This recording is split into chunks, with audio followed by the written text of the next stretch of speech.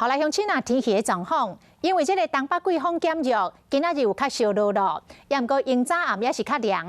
除了东半部甲大台北地区有落一寡零散雨之外，拢出日头咯。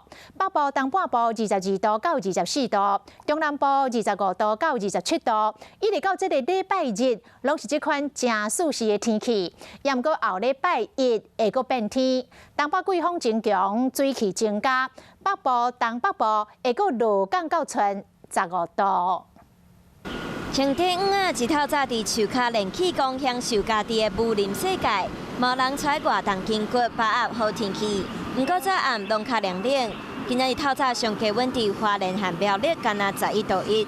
不过拜四开始冷空气减弱，北台湾的温度会较回热。西半部云量都是偏少的，只有在迎风面的东半部跟大台北东侧云量比较多，那有一些时晴时雨的现象。桃园以南的话，这一次的东北风影响上是并不显著的，天气还是比较稳定的状态。拜四拜五西半部大部分是多云到好天，大台北和东部地区干那零散啊好，北部东半部高温大约22到24度，中南部25到27度。拜六礼拜气温拢较温暖，不过安尼好天气干那到礼拜。 后礼拜阁袂变天啊！天的晚上会有冷空气南下。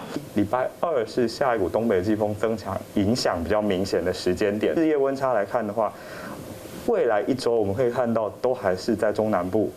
都还是有机会来到10度左右。气象局提醒，后礼拜一北部、东北部和东部气温干那15到17度，大家出门在外爱洗衣，唔通去感着。上好是加早一领外套，感觉寒都穿起来，感觉热都脱掉。这种穿法会使讲是上透冻。